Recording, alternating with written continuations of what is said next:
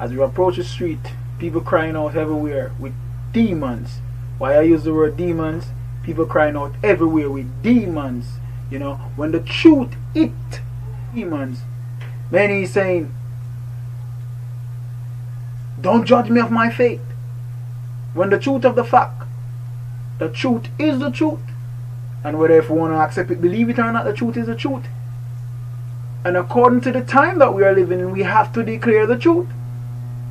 The Bible makes it very clear in the book of Isaiah. Isaiah 59 verse 14, he stated, quote, he said, and judgment is turned away backward, and justice standeth afar off, and truth is falling in the street, and equity cannot enter. Truth is falling in the street, and equity cannot enter. What is the application?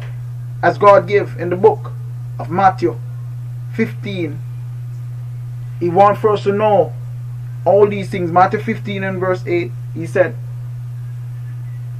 this people draw nigh unto me with their mouth, and honor me with their lips, but their heart is far from me. Verse 9, but in vain do they worship me, teaching for doctrine the commandments of man.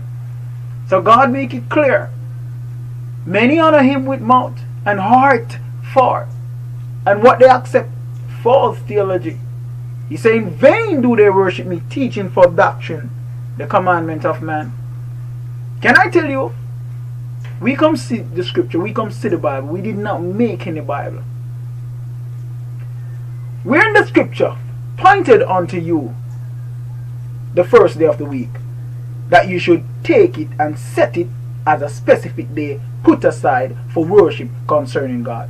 No scripture support that. No spiritual ground that stand on. But Jesus made this clear in the book of Genesis, as he stated, Genesis chapter 2 and verse 1. He said, thus the heavens and the earth were finished, and all the house of them. And on the seventh day God ended his work which he had made, and he rests on the seventh day from all his work which he had made. And God blessed the seventh day, and sanctified, because that in it he had rest from all his work which he had created and made. So God blessed a specific day. And if God blessed the day, no one can take the blessing from him. And God wants for us to know that he speaks to us about the seventh day. And he made this very clear in the book of Hebrews. Hebrews chapter 4 and verse 1. He stated, quote, he said, let us therefore fear, lest a promise be left us of enter into his rest, any of you seems to come short of it. Verse 2, for unto us was the gospel preached, as well as unto them, but the word preached did not profit them, not being mixed with faith in them that hear it. Many will hear the gospel, the truth, and neglect it. But Christ is saying, speak ye the truth. Christ called us to speak truth. When he called Isaiah, in the book of Isaiah, chapter 6 and verse 8, he quote, also I hear a voice of the Lord saying, whom shall I send? And whom will go for us? Then said I, here am I, send me. We always make ourselves available to God. He called us to do a specific work. And that's why he wrapped up the gospel in this one thing by saying in the book of Matthew chapter 24 and verse 14, he quote, on this gospel of the kingdom shall be preached in all the world to all nations for a witness, and then shall the end come. We know that we have one gospel, and that's the reason why all true believer as a Seventh-day Adventist, whenever you see them, you know them by their fruit, by what they preach. I'm not talking about the structure now, I'm talking about the true believer, the remnant. And that's why the Bible in the truth which cause and pose the problem. as Paul tells us in Hebrews chapter 4 and verse 1. Let us therefore fear lest a promise of rest being left us, which is the Sabbath. The Bible speaks to us of the 7th day, which is the Sabbath. And when we come on to that point, there are many people asking, how do you know that the Saturday is the 7th day? But God quote in the book of 1 Corinthians chapter 2, reading from verse 9. Listen what God said. You ask the question, how do you know that the Sabbath fall on the day that we are worship? But God never leave us in darkness. He give us a sure word of prophecy which cannot lie. Listen what he said in the book of Corinthians. 1 Corinthians chapter 2 and verse, reading from verse 9. He said, but as it is written, eyes have not seen, nor ears heard, neither have entered into the heart of man the things which God hath prepared for them that love him. Notice the word that love him. But verse 10 said, but God has revealed them unto us by his Spirit. For the Spirit searcheth all things, yea, the deep things of God. How do God reveal it unto us? By his Spirit. How do we know that the Sabbath fall on the Saturday? It is by the Spirit of God. But who have the Spirit? Listen what Peter said in the book of Acts. Acts chapter 5 and verse 32. He quote, and we are his witness of these things, and so is also the Holy Ghost which God has given to them that obey him. How do we have the Spirit? Only to them that obey him. So how do we know that the Sabbath fall on the Saturday? Because God has revealed it unto us through his Spirit. But how do we know that the final conflict will be over worship on the day that we worship?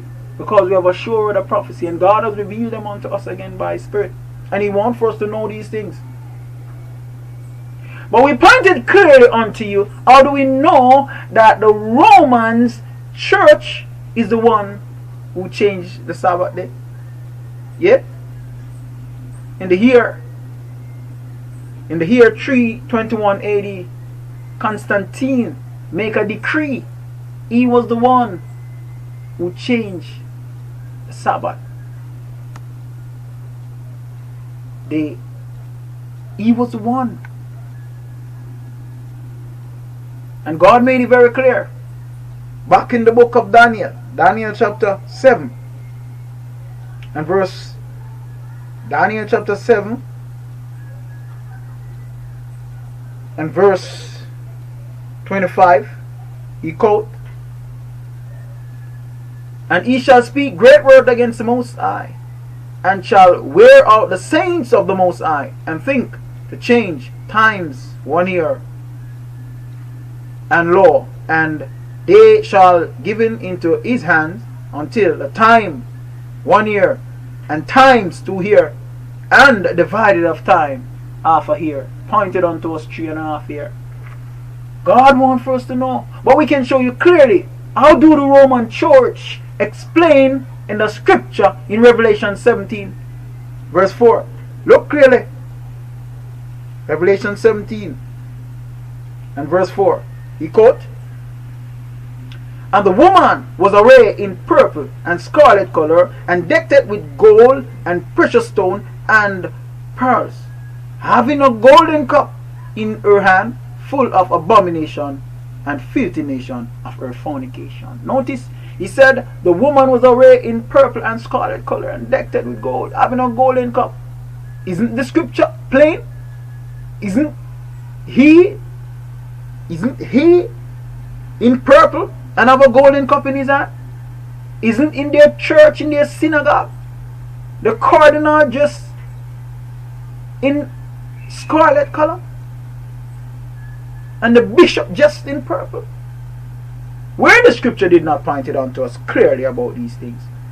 Why we have so many problems when it come on to worship and according to God. Why we have one Bible and there are so many problems. Why? Should it be? No. Let me allow you to know this. God in His love and His mercy, no title, listen me carefully, no title can save no man, no pastor, no bishop, no elder. Can I tell you? That will not save no man. What will save you if you continue in the word of the true and living God. While justice is falling, while judgment is falling, and they turn the truth backward, can I tell you, God have a set of people who will stand for Him. He called us to Himself, not to man. Peace.